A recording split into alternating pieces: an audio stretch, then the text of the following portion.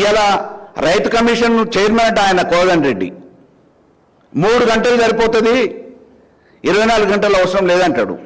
అయ్యాల కిరణ్ కుమార్ రెడ్డి ఇదే చెప్పిండు, తెలంగాణ వస్తే కరెంట్ ఉండదు చీకటి అయిపోతుంది అన్నాడు.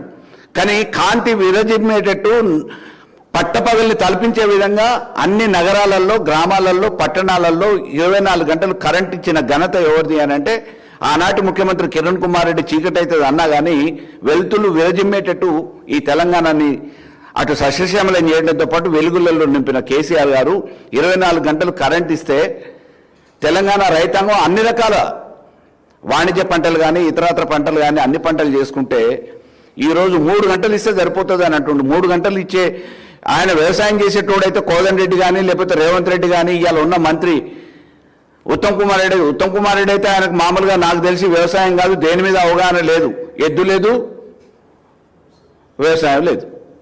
అటువంటి వాళ్ళకి అవగాహన లేని వాళ్ళకి ఆలోచన లేని వాళ్ళకి ఆ శాఖలో చెప్పి మీరు రైతులు బాగు చేయమంటే ఏం బాగు చేస్తారు? ఇవాళ 3 గంటలు కరెంటుతోని మీరు వ్యవసాయం చేయొచ్చు అని చెప్పి చెప్తున్నాడంటే అవగాహన ఉన్న నాయకుడు అన్నట్ట. అంతకుముందు ఇదే మాట అమెరికాలో కూర్చొని రేవంత్ రెడ్డి అన్నాడు ఎన్నికల కంటే ముందే, లేదు కరెంటు మామూలుగా 3 గంటలు అయితే సరిపోతుంది అన్నాడు. అదే మాట ఇవాళ కోదండ రెడ్డి రిపీట్ చేస్తామన్నాడు.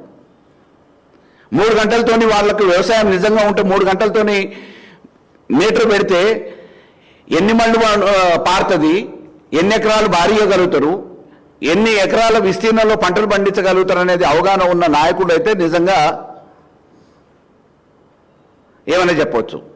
ఇవాళ రైతులు ఆరుగాలం కష్టపడి ఏదో వాణిజ్యం కాదు, ఇది వ్యాపారం కోసం కాదు, ఈ దేశంలో ఉన్న యావత్ ప్రజానికానికి అన్నం పెట్టాలనే ఒక ఆలోచనతోని సంకల్పంతోని అప్పులు చేసేనా ఏం జరుగుతుందో తెలియకపోయినా ప్రకృతి సహకరిస్తుందో లేదో తెలియదు, వర్షాలు ఎప్పుడు పడుతాయో ఎప్పుడు పడవో తెలియదు, నీళ్లు ఎప్పుడు వస్తాయో ఎప్పుడు రావో తెలియదు, ఇటువంటి అయోమయ పరిస్థితులలో అన్నం పెట్టే రైతన్నని, ఈ దేశ ప్రజలకు అన్నం పెట్టే రైతన్నని ఆదుకోవాల్సిన ఈ ప్రభుత్వం పండిన పంటను కూడా కొనే పరిస్థితి లేదు. మొక్కజొన్నలు కొనట్లే, మక్కలు కొనే పరిస్థితి లేదు, ధాన్యం కొనే పరిస్థితి లేదు.